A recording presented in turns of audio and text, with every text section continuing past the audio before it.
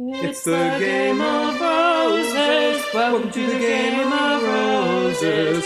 This is the Game of Roses. Welcome to the Game of Roses. Today we have a very special guest. We are humbled, we are honored to have with us Miss Alabama USA 2018.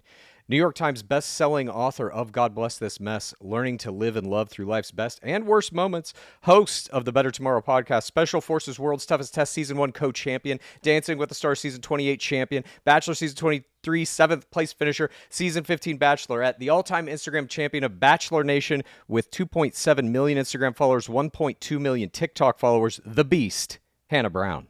Welcome. Hi. That Hi. was a cool I intro. mean, I mean, I think that's our most titles for a single player that we've interviewed. yeah. It's a lot of championships, a lot of accolades. Thanks for joining us. I'm pumped to be here. Great. We are very pumped to have you here as well. So let's start Yes. with, if we may, your new book. You have this new book coming out. It's a novel called Mistakes We Never Made. I want to ask you, what was it like writing a novel for the first time? And maybe what were some of your favorite books that might have inspired you to want to do this in the first place? It was definitely a challenge, but something that I've always wanted to do. A lot of the lists that you just rattled off, like I didn't have any of that like on my vision board. Like, Yeah. I would never have thought to put that on my vision board, but something that I've always wanted to do is write a novel. Even my first book, like, I mean, why would I think somebody wanted to write about me when I was living in like, small town Alabama? So this has been really, really special.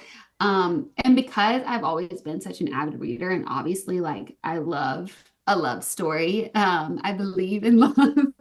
I've been inspired just like all along the way. I think I love romance novels that have like some type of character depth in them. So sometimes more like a woman's lit type book. So I wanted to make sure that even though a romance novel is very like there's like these certain tropes that we have, and there's always a happily ever after, like that never changes Sure. in a classic romance novel. But I really want the character to go on some type of like journey. Journey. And so, yeah, I mean, I would say I love anything. I first loved like Emily Griffin growing up. I like Emily Henry now, Rebecca Serrell. There's a lot of different, oh my gosh, let me think. Taylor Jenkins Reid. Like, I mean, I'm inspired by just about every book. Right now I'm reading it's called, what is it called? Divine Rivals. And it's some fantasy love story romance novel. But I'm like so inspired by the way that she writes and world building and everything. So Have you read Fourth Wing? I have not. I have not. That one's got dragons in it. I'm as well. not the biggest normally like fantasy girl, but I mean, I have read the, A Court of Thorns and Roses. Like, that was my first kind of like dabble in that. I'm on that now. Great, right? So this is my like That's next Chad. book. That's fairies. Romance with fairies. I like Listen, the fairies. I love fantasy. I haven't read too much romance, but I have written some romantic comedies in my time, movies primarily, but never books. No way. That's so Yeah. cool. That's my Yeah. goal for this book, to be honest. Well, we were going to ask Make you a that. movie? Yeah. Has anybody approached Yeah, you that yet? was on our list. Um, I have a team that kind of is in the process of pitching. Yeah. And I've had like a few people like reach out, but Yeah. that is such a big, long process. So I'm trying not to get like my hopes Listen, up in any type of way. I, But I think get your hopes up because right now that the Mhm. Glenn Powell, Sydney Sweeney movie came out and kind of revitalized rom-coms in Hollywood. I think every studio is looking for a rom-com right now. Streamers obviously need to pump one out every quarter. I think you're in a good position to get this thing made into a movie. If you were to get it made into a Yeah. movie, who is playing your main character, Emma Townsend?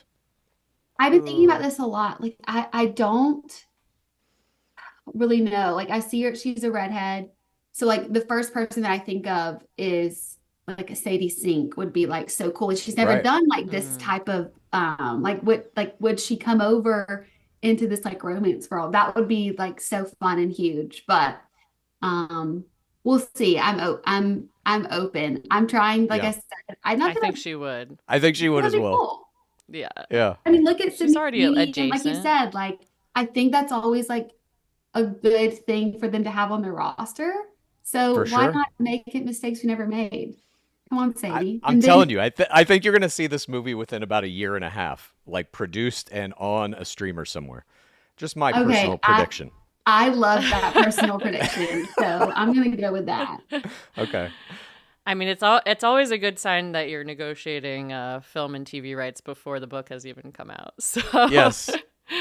I that's don't really definitely know a how all good this, sign. I don't know how this world works. Like even I think it's so funny how you go like this is like a game. Like I don't think of things fully like that. Like and I don't really know what I'm doing. I'm just kind of like, sure, yeah, I'll try But it out. that I think that's what's made you one of the greatest players, at least of the Bachelor game in history, is that it seemingly to you is inherent. It's like second nature. There's some element of like the competition of it or something that is just like part of you. And so you don't even have to view it as an overt game. You're like a natural for it, I think. But let me ask you this question. Back to your Partly book. probably because of the pageant world. Well, that's part of it. But I don't, Like, I don't think you get into pageants without having that thing in you in the first place. You know, the pageant oh, world could kind of train it or whatever. But let me ask you this other question about your main character, Emma Townsend, in this book. She's from a city that we call Dallas, Texas. hmm. Why did you select? We call Dallas, Texas, the source because so many important people from The Bachelor have come from there. Rachel Lindsay, Sean Lowe, Chris Harrison. Say what you will about him. Myself. That's where I grew up as a child in junior high and high school. What made you set it in Dallas? I also set a book in Dallas, for what it's worth. Because I wanted these characters like I'm Southern, obviously, but I didn't want it to be like so like the only thing I know. Yeah. So Texas like just made the most sense to me, and how Hmm. maybe even all these girls like even their there's a core four group of girls that's like actually a big part of the book too, and like their different lifestyles, how they were raised, like it just made the most sense for me. For Dallas. Hmm. I don't know. It was just kind of like I want it to be Southern, um, but not like straight up like on the what is it on the nose? Yeah, Yeah. Alabama Hmm. You're or like like low Tennessee, key roll Georgia. Like tide. yeah, definitely low key. Hook 'em horns would be Yes, what Dallas Uh, is technically, you know. yeah. a big part in this book of Emma and Finn Hughes' relationship is based on these near misses that they had through the years as these almost romantic partners, very sexy. Is Finn Hughes perhaps based on in any way on a certain Tyler Cameron? Any No, other no. I mean, muses? no. I mean, I think yeah. Every relationship that I've been in, like I think I was able to sprinkle that into who Finn is, but no, it's not like any one person. But I think that's like in a lot of cases, especially like I feel like this day and age, like a lot of times relationships don't work because of these like near misses, miscommunications of things that just like we're seeing the same situation going totally different ways, and we're on our own crap individually, and you can't, it's just like not always coming together. And I think that's been true in my life in multiple relationships.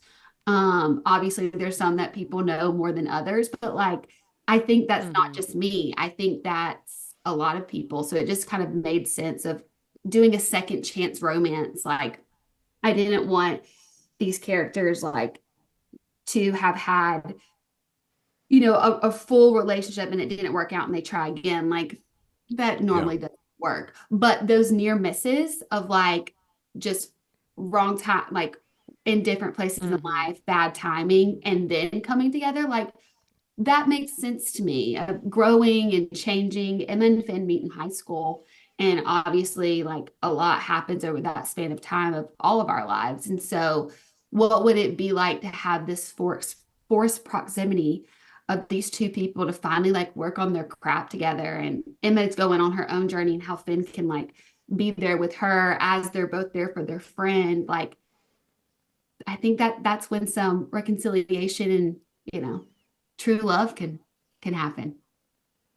I mean, forced proximity is a great you know, mover of chemistry, forcer of chemistry. Kind of reminds us of The Bachelor, Totally. in which you're put in a little pressure cooker. It's wild. Yeah. So, well, speaking of the Bachelor franchise and forced pressure cooker, we want to get into your time in games, specifically your rookie season. We want to start out with, and then move into, obviously, you were Bachelorette. So one of the big things that happened kind of immediately in your rookie season is you come out of the limo and you're basically immediately Colton forced season. Colton season 23 of Bachelor. You're immediately forced into this rivalry with Kaylin Miller Keys.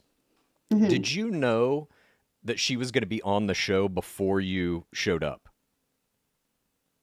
It's so weird, y'all, like how much like I don't fully remember in this season of my life. Uh-oh. Like, it is crazy. Like, that shows how much trauma. Like, I'm like, I don't fully Oh remember. God. It's bad. Oh, wow.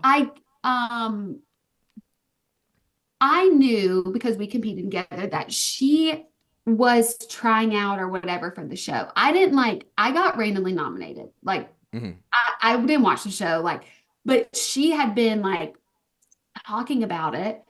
And so I knew that, but then we weren't really talking. So I didn't know like if that happened for her. And then of course this is kind of like fell in my lap, and I was like, well, Mhm. I mean, what are the chances? Literally, what are the chances I'm gonna be on the show? Like, my audition tape, y'all, is literally me. I printed off the questions that they had. If I could find this video, it's hilarious.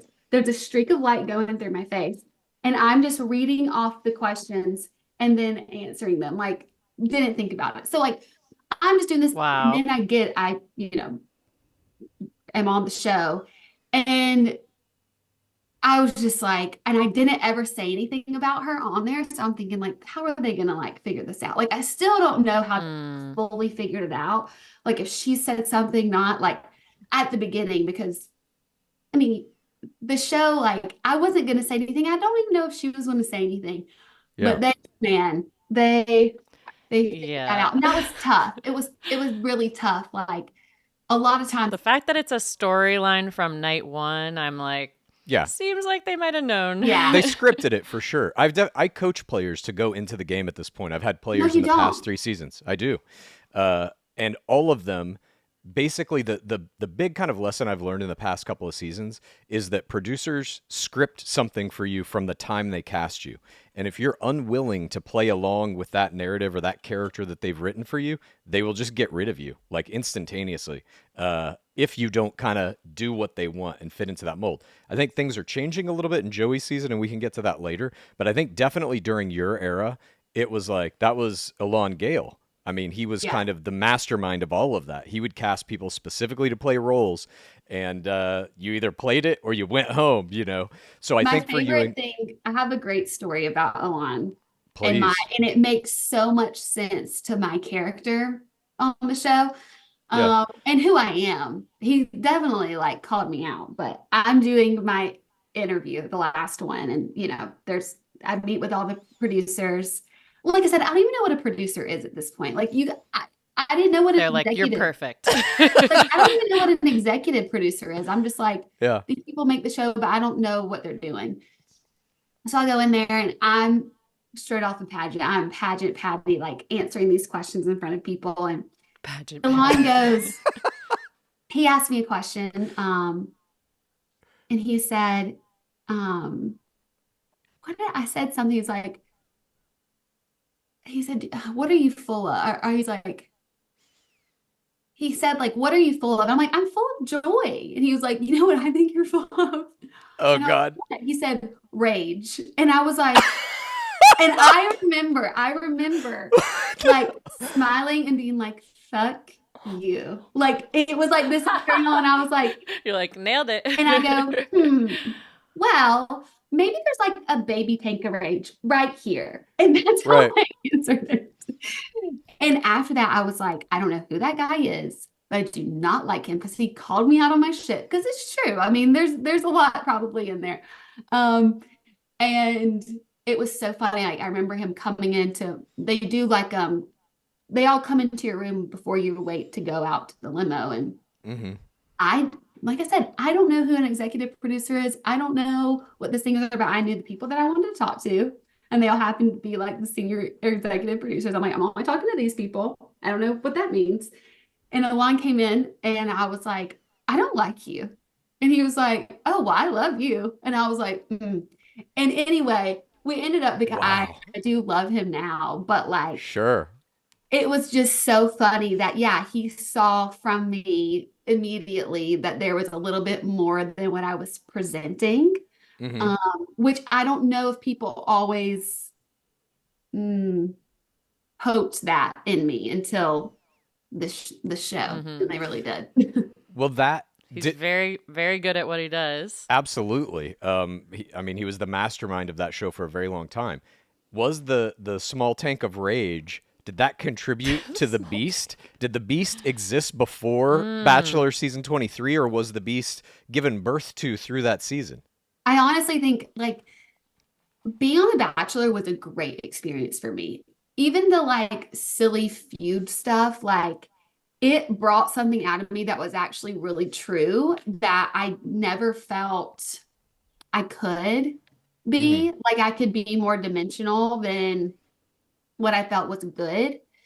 And for some reason, I forgot this is all on TV as I'm learning more about myself and how that would look and what that would do. And no, I don't I think, loved it. You saying there's a beautiful monster inside of me. yeah, but that was all like me talking to Alon on the side. Like I'm not just like talking about myself in that way, just like in a normal conversation. Like I'm weird for sure. For sure Yeah. weird, little quirky, but like I'm not roaring in a conversation. Like that's not, Yeah. that's not You keep the rage tank buried and hidden. Yeah. But I was laughing the whole time. Like I thought even the like feud between me and Kaylin, like I kind of thought was hilarious the whole time. Like, did I fully like did we get along? No, and that was fine. But like the whole back and forth, I'm like, this is funny. Like him calling me a beast, like was funny and Yeah. kind of true. And I just kind of went with it. Like I said, not really because I didn't watch the show. I wasn't, doing my prep other than trying to see how many outfits I needed because I was so broke. I didn't like think about what that maybe would look like on the other side of the coin, but it all worked out. But it was pretty dark a few of those episodes for me. I'm not gonna lie. I was like, what did I just do? People are hate me. I think I'm an absolute weirdo, which is kind of true, but yeah. I think that's what appealed to people is you did I seem agree. like it was very authentic and you were working through those emotions in real time. You finish in 7th place, which is, and you are tapped to be the Bachelorette. At that point, this is the lowest finishing placement in history for an incoming Bachelorette. What were your conversations like with production leading up to this decision? When did you have a hint this could be on the horizon? So, If you didn't dissociate that part as well. No, I try to think of like when was this their plan for me? Because I know I've talked to Colton now. Like I don't think he really wanted me to be on that date to meet his family because like I wasn't his person. But they really pushed him for me to be that. I think they wanted me to have some type of like grand exit. Well, you had something that's very rare. You had the first one-on-one date of the season and the last. That almost never happens. I think it's happened 2 or 3 other times. So they definitely were building some kind of narrative for you, even when they were shooting. That was like, this is an important person. I think they knew at some point during the shooting of season 23 that you were at least one of the likely contenders to be Bachelorette. Yeah, like I'm like, why did I get the first? I think they gave me the first one-on-one because they knew it would make me uncomfortable and they wanted to watch me squirm. It's Yeah. honestly what I think it was. Um, and then the last one, yeah, I think they wanted me to have some type of I honestly Alon left, not left, but like they thought I would be in the final four at one Yeah. point. Um, and then I guess something changed. And I was I was upset Sure. naturally. I was just like, why would I meet this family? Why would I like I just didn't see the big picture of everything. But it was in whenever we were in Singapore. So that was yeah, our first out of the country place. Alon said something to me about it. Hmm. And I just kind of brushed it off because I'm thinking I'm, fresh, just turned 24 on the show. Like I'm thinking I'm gonna find my husband. Like this all happened. And like is he fully what I thought he was gonna be? No, but like we'll work on it. We'll work on it. You can see my journals are like it's like very Yeah, great project. it was yeah, it was like a project. Like I knew it wasn't fully working, but I'm like, I'm gonna just give it my all. And if this just happened, like we're gonna figure it out. So I didn't like think much of it. But as soon as I got sent home, Hmm. the two executive producers at Bennett and Alon, they came to the hotel room and I remember I got a big cheeseburger and two different milkshakes because they got me two different milkshakes, hamburger, and I'm like just embarrassed, mad, sad, just didn't see it fully coming. And Hmm. they were like, well, you could be bachelorette. And I was like, shut up. Like, I don't want to hear that right now. And I just felt like there's no way. And then that they kind of talked to me. They always kept up with me before the show like aired. Like I definitely was having conversations a lot, but not like fully like Hmm. bachelorette. And then as the show's airing, I'm like, there's no way. Like, how are you even having these conversations with me? When you have me roaring, I'm like the bad guy. I'm like, I don't know why you even would like put that. Eating a bug. Yeah, like just the weirdo a little bit, which like I said, valid, but that's not really setting me up to be like this girl. This Yeah. is it. Personally, I wasn't thinking that. So when they did start talking to me about having these interviews, I always felt like the underdog. Hmm. But I believe that I should be the bachelorette because I really did like know I would give all of myself to it. And Hmm. I changed so much in The Bachelor, and I wanted more of that. I wanted more of really learning more about myself. Hmm. And so I wanted it for that. And even my family was like, just the way, like, I changed a lot in that. I was able to have like bigger conversations and not care as much about being like perceived in this way, being quiet, being mild, Hmm. being good. And so, yeah, I was like, man, I really want this. And if they see me, I will get this. I felt that. I wrote in my journal, Interesting. I will Wow. be the bachelor. Like I am going to be bachelorette. Like if they see me, it'll happen. Hmm. And yeah, I guess they saw me. I mean, they saw me like when I had my interview with Rob Mills and Mike Fleiss and Martin, like Hmm. that whole group. Like it worked out perfectly, but like I split my pants right before I went into that interview. And I'm like, you've got to be kidding me.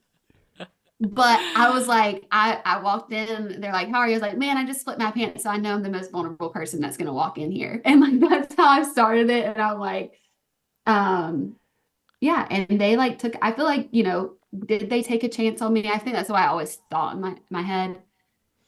But, and I guess that was kind of my mentality going into the whole thing, Hmm. which probably ruined my chances of like it actually working for me. But, Yeah. yeah, that was kind of like my whole mentality during that whole process of will I want to Interesting. be the bachelorette? I honestly think So I'm guessing you didn't experience imposter syndrome when they did cast you then. If you were like, I know this is gonna be me. I know if they saw me that I would be like a good bachelorette, different. yeah. But then I would have these moments of like real confidence. I've said, I've realized recently, like how I said that time on The Bachelor was so pivotal for me, but I was a baby deer, like learning how to use my legs. Mm. And that's probably not the safest place to learn how to walk and run in your confidence. And yeah, so like I would have these moments, and then as soon as I became bachelorette, I was like, what am I doing? You know, so yeah, I definitely still had imposter syndrome, but it was always like this like seesaw of emotions. I Mhm. was either like, okay, I got this, or like, why am I here? None of these guys like me, Yeah. which I feel still kind of feel bad. But yeah. How soon did you know that you were going to be the Bachelorette? We've seen other Bachelorettes like with Gabby Windey and Rachel Recchia. Supposedly, neither of them knew that the other one was also going to be the Bachelorette on their season 19 until literally they were sitting there after the final rose and it was revealed live on TV. And we know in the past they've given multiple contracts to multiple different women to be Bachelorette, and then at the last minute they say, "Nope, we're picking that one," and everybody else who got contracts, just kidding. Do you think that was the case in your time, or did they tell you pretty early on you're the Bachelorette? No, no, they gave a lot of people contracts, I'm pretty sure. Mm, I know I've heard Hannah Godwin on my season. I'm pretty sure like she thought she was filming stuff mm, for her. You know, we only live like an hour, hour and a half away from each other. And then they told me that they were just getting some like B-roll and they were mm, doing it with multiple other people. And then like I was talking to Hannah G at the time and I knew that they were like at her place too. Like they were doing that. wow. Um, Wow. so I thought they were just coming over to do like, all right, they're like, we're cutting it really close, so we're going to a few people and shooting a few things because it's still like up in the air. Um, and so yeah, when they like come into my house and they show like the first episode of like Chris Harrison calling me, like I had no idea, like had no idea. And they literally that day I recorded or filmed a few things in Alabama, and then I was in LA the next day doing my fittings, and then Oh, wow. and then I came back for one day for them to do another filming, but so they didn't put any of this stuff in. We had like a whole party, like going away thing that they like did for me in Tuscaloosa. They didn't put any of that in there, but it was like I'm at my house just chilling. They storm in. Chris Harrison calls me, and I'm like, "You're the Bachelorette. Now go on. You're going. You're leaving." So it wasn't any time Oh to my prepare. God. There was no That like is letting wild. it sink in. No, Damn. I like was on a plane the next day, and they're like, "Oh yeah, you're going to Ellen tomorrow." That was the other thing.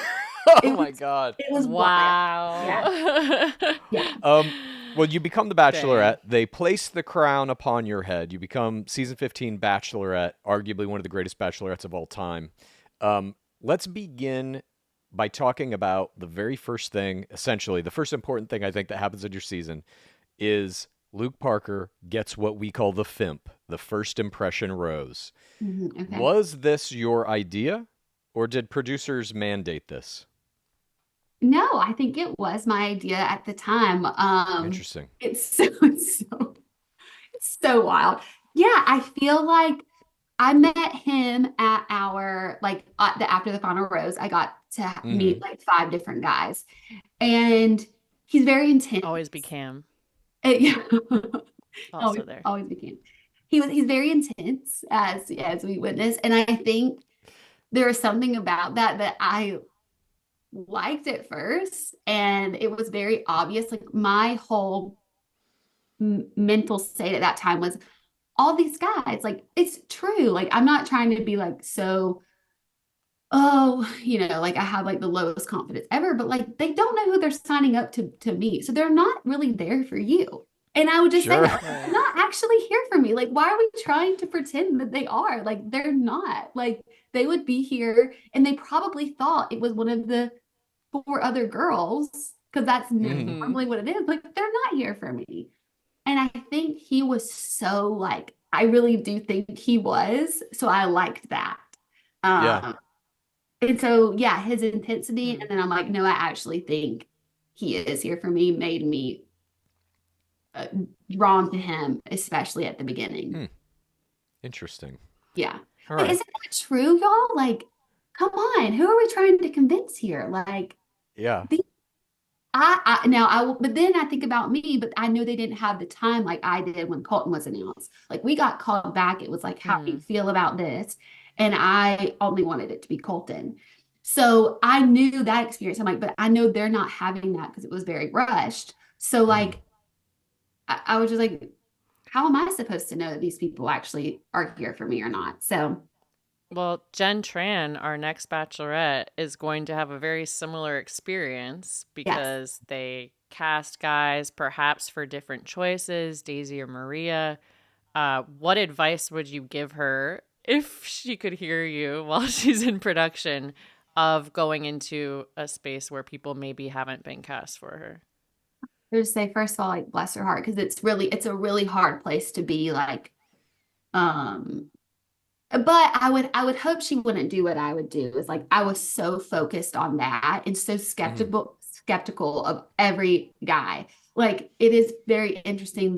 The man that I chose literally told me he wasn't here for me, and I was like, oh, see, I knew I was right.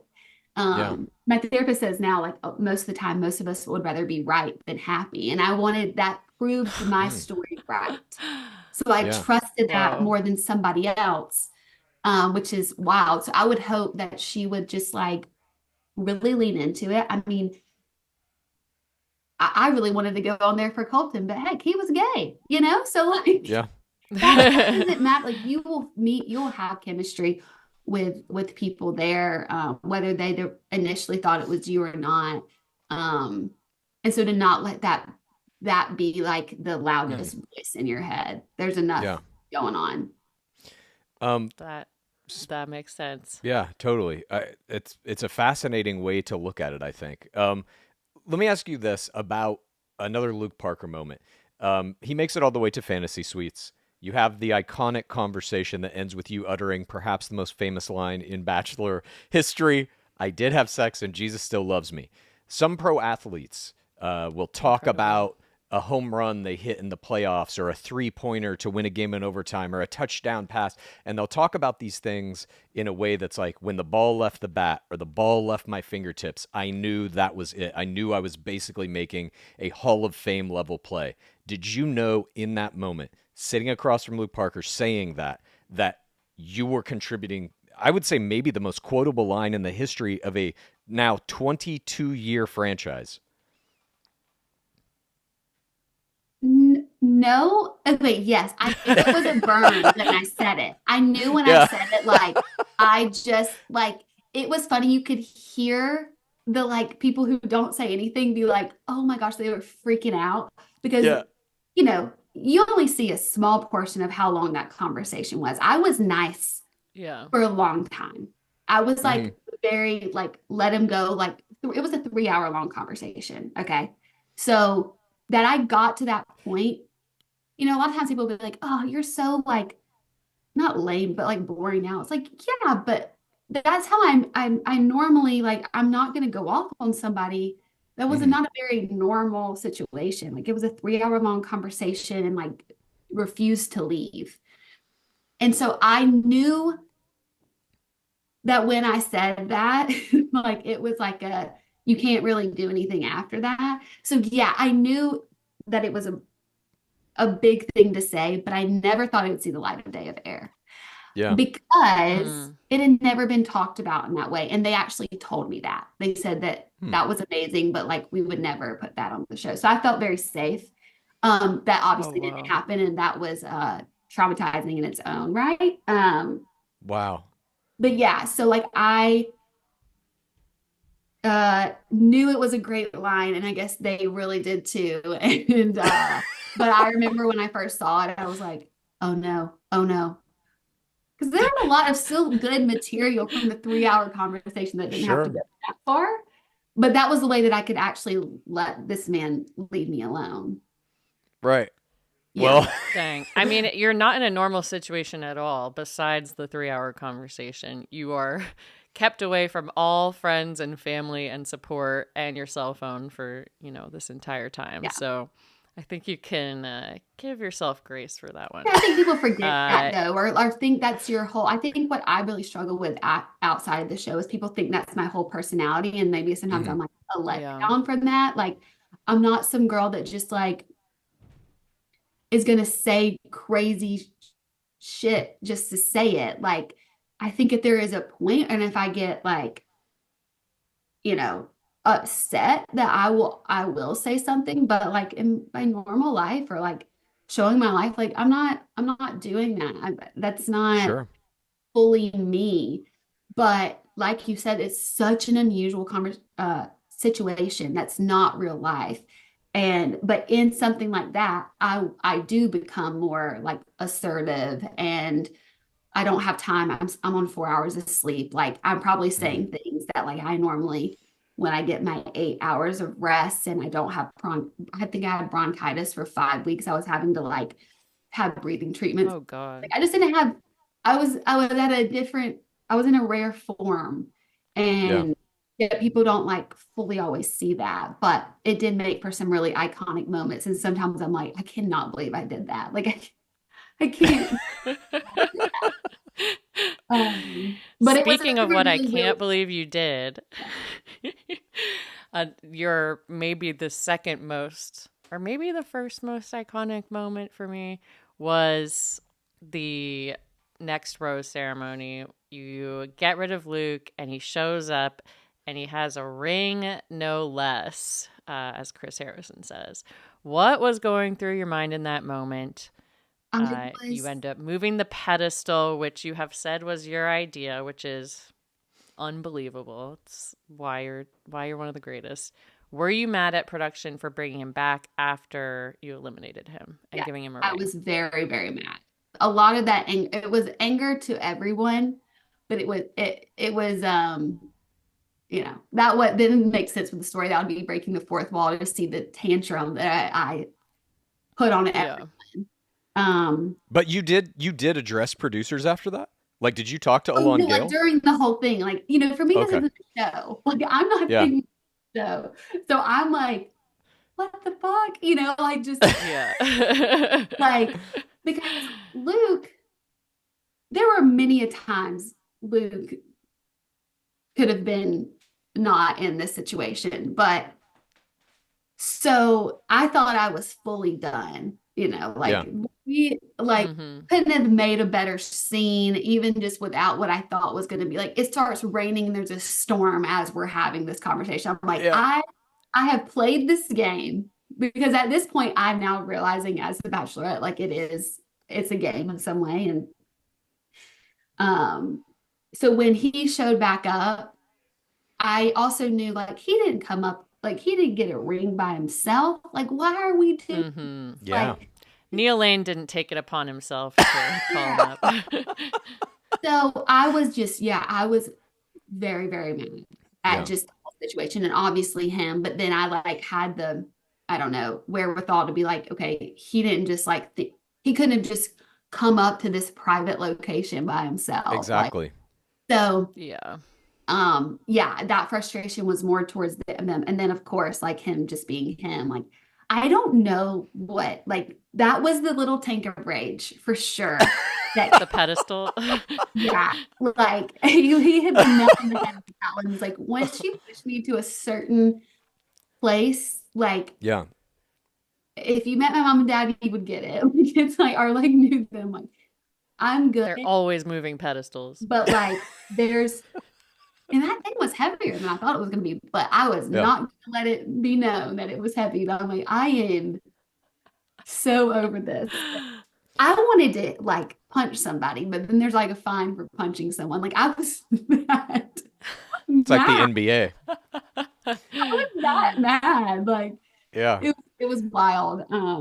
But yeah, definitely iconic moment. I'm like, why was my hair like that? Why was I wearing this earrings? Why was it my outfit? Because it's so iconic that I'm like, oh my God, why is You this see thing it all I the have to time. see all the time? hmm Um, but yeah, I mean, probably weekly I have somebody come up to me about that scene. Like, seriously, I mean, it's Still? still. it's It is one of the Wow. most memorable moments in Bachelor history for sure. You mentioned that it is a game to some degree, and the way we break down like one of the most important parts of the game in coaching, how we view the metrics of it and stuff, is we have this thing called the four audiences. And basically, any player in the game is always playing to four audiences simultaneously. Audience number one is the lead, whoever the bachelor or bachelorette is. Audience two is the other players that you're in the season with. Audience three is the producers, and audience four is us at home watching. We are ultimately the people who give you the number next to your head on Instagram or TikTok that will determine how much money you get to make for the next however many years. So, who do you think of those four audiences? Who do you think is the most difficult to play to, or was at least in your time in game? Hmm. The most difficult. Okay, what was the first one? The lead. So I'm the Yeah. lead. Well, it'd be like in your rookie season. Colton would have been your first audience. When you're bachelorette, it's a different game. That's almost exclusively, in my opinion, it's almost exclusively a third and fourth audience game. And what you really do as a lead is you look for justifiable reasons to kick people off in a certain order. We all know that, I'm sure you were like this too. Night one, you pretty much know who your final three are going to be, and then it's just a matter of rearranging the deck chairs, as the boat is going down to not I look didn't. bad. I will say that was not my Really? answer. Oh, I wow. I could have said. I mean, I talk about this in my book, but like, as soon as people walked out, I was like, they're all great, but like, my guy's not here. Like, I was just Right. like, Mm. there, I could say there's like 10 people that like I would need to get to know a little bit more. So, like, that was not my experience. Hmm. It got, I would say, like, the top set, I had a top seven that I was like, don't Okay. mess with these people for a little Hmm. bit. Like, Yeah. I need to explore these like seven people Hmm. a little bit more. But I know that there's a lot, for the most part, you're so right. People are like, I like these three people. This is going to be it. Like, Yeah. and then everybody else is kind of like, whatever. But as on The Bachelor, I'm trying to like, what was the hardest? I mean, I think maybe that season for me was maybe the audience to fully understand me. Hmm. Uh, I think the three and four is like producers to be able to have like a vision for you in some way is Hmm. tough. But I think they did get me. Yeah. Hmm. So Too much. too much, too much. I mean, I would love to be a producer now. Like I think I basically helped produce my own season, like to be honest. Like Yeah. very Of course. involved with it. I think you'd be a great I do producer. too. Your seasons, what you did when you came in for I Bachelor in would love it. Paradise for I that get one it group now. Like date, you I, did amazing. I get it, but like I think the audience is probably the hardest just because Hmm. they're only they're only seeing like so much and you don't have as much control about what the audience really sees. And Hmm. so then yeah, I don't know if I'm answering it, but what do you Yeah, no, guys you're. artists? What do people normally say? I mean, I think personally, from I will just say information that I have from various sources. I think the third audience is the hardest, the producers, because even right now, the producer tier is drastically changing. There's like some old guard that are still there from the Fleiss era, but there's a lot of like young blood producers who really do want to change the show. And so it matters who gets assigned to you. And you don't know, which one of those producers is in which You're camp so and right. all that. Because So there's, I didn't realize, like I said, I was like asking, and I remember this made some of the girls, I remember there was one point because I was like, I only want to talk, like, why isn't Alon doing my interviews? Why isn't yeah. doing my interviews? And I had that, but Mm. I thought so, and even like my main producer was a senior producer, and then I had one that was a newer, but like I was very I think you're so right. The attention and who is put with you makes a Yeah. big difference. I didn't know that at the time. Hmm. Um, but I think probably some other contestants did and Yeah. didn't understand or didn't probably like that. But like I was genuinely like oblivious and I just Totally. liked who I thought was a good interviewer. Hmm. And Hmm. that's who I wanted to be with to tell my story. Yeah. And there's also the I producers feel have like it's the producers because they allow you to have time with like the lead. Mhm. Totally. And Yeah, they I also are playing their own game. Even in the producer tier, there is like jockeying for hierarchy and position, and so they're trying to do things that are completely independent of what is happening in the show to gain favor with higher level producers, or to move up, or to get assigned on the next season of Bachelorette, or whatever, you know. And as a player, you have no idea about any of that unless you're really paying attention. And how can you help your producer get where they want to go so that if they rise up the chain, they take you with them on the next season or Paradise or whatever it may be. I think that is the hardest game to play, just because there's a lot of randomness in it that you just are unaware of yeah. ultimately. Gosh, I get so wrapped up. Like I don't have in my life, I don't talk about The Bachelor that much. Yeah.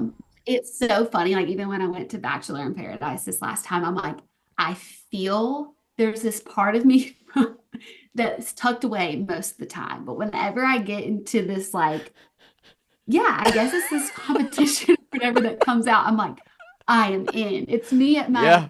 I don't best or worst, I'm not sure, but I'm like, like I said, I forget about it a lot. And then when I'm Hmm. like, it's all coming back, I'm like, I could give stories for days. Like it was so like horrible Hannah and Beast fun. 2, Return of the Tank. It was like, yeah, it's wild. The production of it all is just crazy. But like Yeah. I said, I'm saying all this and I'm also like just so thankful. Like even though Of it was course. hard, like, yeah, like you said, like everything has allowed me to do. I have a freaking romance novel that I'm getting to do. Like that, it's incredible. Yeah. And I wouldn't have. I maybe could have done that on my own one day, but it wouldn't be nearly as. I wouldn't be able to be talking to you guys. Like it's Yeah. really. Um. The highest privilege. Yeah. I mean, if you play the game well, it can change your life drastically and for the greater good. But speaking of games and competition, this is The Bachelor is not where your competitive streak ends. You go on to win Dancing with the Stars, and you have won Special Forces World's Toughest Test Season 1, or co-championed it, as did Nick Vial and Tyler Cameron in Season 2. What is going on with, and also Traders? These are what we call third wave reality shows. They're basically these kind of third tier reality shows that take players from other games, Big Brother, Survivor, Bachelor, and pit them all against each other. Traders is one, World's Toughest Test is one. And all the Bachelor players who are in any of those shows do very well. Why is this, do you think? I think because the the Bachelorette is such a mental test that you don't even Yeah. realize like you're living in. Like I remember when I was on special forces, like people just couldn't understand why they didn't have their phone or like outside source, like just motivation or help. And for me, I'm like, oh, I've done this. Like I've made some of the hardest decisions in my life without Yeah. having anybody to talk to, other than producers who are trying to make a TV show. So it's not like they don't, you can, hope in your head and like, uh, try to tell yourself it's for your greater good, but it's, it's not. I'm not saying they don't care about people, but they have a job to do. But with like special forces, and I don't know about traders, but like the production involvement is like done. I think it's a lot easier because you're not having to deal with that other audience as much. Yeah. Um, it's just like, all right, this is my life right now, and I'm just doing it. It made me adaptable, I think, to these Hmm. other situations more than some of the other people that I, competed with or in special forces that I just noticed like some of the complaints or things that they said that were hard was like, I mean, obviously totally different. Like we were eating rotten fruit and I was sweating out at everything. That's But not that different, though. You're eating bugs on The Bachelor. exactly, Yeah. like it's all the same. But yeah, I think there's some type of like mental toughness that the Bachelorette, just the franchise kind of maybe produces for people to just not Yeah. be, I don't know, swayed or Mhm. wavered by that in any way. I also think it's that it produces in you an ability, especially if you've been a lead, to just like get through whatever's next, get through whatever's next on no sleep. With, as you're saying, producers are telling you this and that to try and get you to do whatever. Nothing can surprise you because they might have, pulled a skeleton out of a closet or whatever. We always go back to They Victoria might have Fuller your on Pilot Pete season. ex as Yeah. I was gonna say that your ex is the musical guest Yeah. on Pilot Pete season. That So I think like the physical kind of trauma they put you through is relatively easy compared to the psychological trauma that you experience in Bachelor, in my opinion. I I think so too. I think that if somebody asked me the hardest thing, like The Bachelorette was the hardest thing I've ever done in a way. Like, Yeah. um, So World's Toughest Test is not the World's Toughest well, Test. it's only 8 It's days. Bachelorette. 8 days. That And I too. can That too. 8 to 10 days. Like I can do anything in 10 days was my mindset. Other if I Yes. get hurt, but like this is, yes, the show is filmed in I don't even know how many weeks, but it was like I would say like 3 months of like, this is all I'm doing. Hmm. I don't have really access to hang out with my family and stuff. Like even after the show, like that is totally encompassing like every part of me. Hmm. I am this now.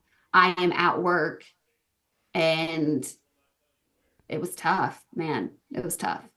And you have the live shows. You have to go do an After the Final Rose or a Women Tell All where you're on live TV and you don't know what's going to happen. And they, especially at the Women Tell All, they've given other players literal scripts to be like, you need to say this, attack that person, and we'll invite you onto Paradise, And so you're fielding all this stuff. I just think for me, the reason I love Bachelor so much is exactly what you're saying. It's the psychological game of it is so intense. And I think it does breed players who can come out and go into like traders, and they're just like, I mean, we've heard Pilot Pete, we've heard Ari Lyndike talk about this on podcasts where they're like, this was fun to me. I loved this. Meanwhile, you've got like pro boxers and Olympic athletes are breaking down in tears and self-eliminating out of that show because they can't handle the psychological stress of it. And Bachelor players are just like, what? This is a cakewalk. Give me great. another donut. Yeah. Yeah, totally. Even though, Would you ever do traders? Please? Please? I mean, maybe, but like, I think I would be so bad at that show. No, Genuinely. no. Yes. If you want to go on that show, I would be bad. hit me up. Hit me up. I'm coaching people for that show too. And I have No, some I can't very lie. strong strategies. I cannot lie. Like, Then you'd And be a it's great like- faithful, and they'd make I you a would be faithful. great faithful, but like, I feel Yes. like they would make me the traitor just to see me squirm, and that would suck. And I don't think they I don't would. think they want bad liars. Yeah. I don't think they want bad liars to be the traitors. Yeah, so like I would totally be down. I've only watched like one episode of the show, but people ask me that all the time.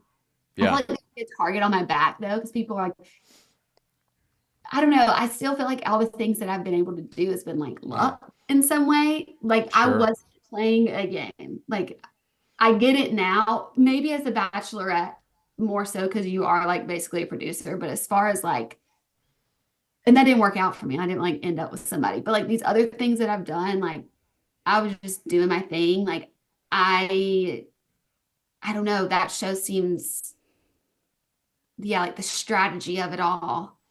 Maybe But it's you an also, yeah, I don't know. it's not necessarily about winning the show, though. It's about being the biggest reality star to come out of that season. And I think that, honestly, like my kind of interpretation of what your career has been in reality TV is that you are a reality star, period. One of the biggest ones. And so I think any of these competitions you go into, you will do very well in service of being a reality star. Maybe you win Traders, maybe you don't, but that's not really what the game is in Traders. It's making it at least to like 3/4 of the way through the season and being one of the most important people on that season. That's what Pilot Pete did. That's what Ari did. That really is what that show's about. And I wouldn't worry about like, can you play the game or not? Because it's like, yeah, obviously you can. Obviously. Yeah. You know? Yeah, I love I would argue you don't get to be the all-time Instagram champion solely on luck.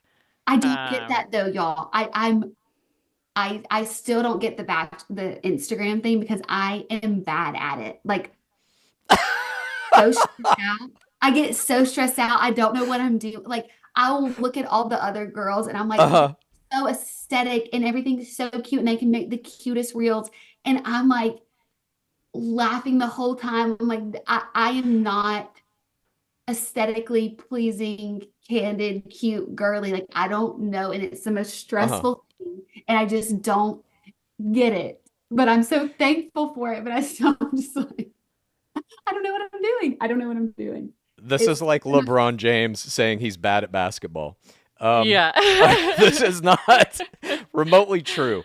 Let me ask you this: we are seeing a little resurgence in Instagram and TikTok numbers and stuff with Bachelor season 28, but for a while there, really everything post Pilot Pete's season, what we call the bubble seasons, all the ones that were shot during the pandemic, none of those players were seeing any kind of significant numbers. Still, nobody has hit 1 million from any of those seasons. Why do you think that is? Is it just social media is declining, or I honestly, my thought was they were just pushing too much Bachelor content at one time. Honestly, Mm, like, and it was like a lot of what makes The Bachelor was like lost in those bubble years, I I think. agree.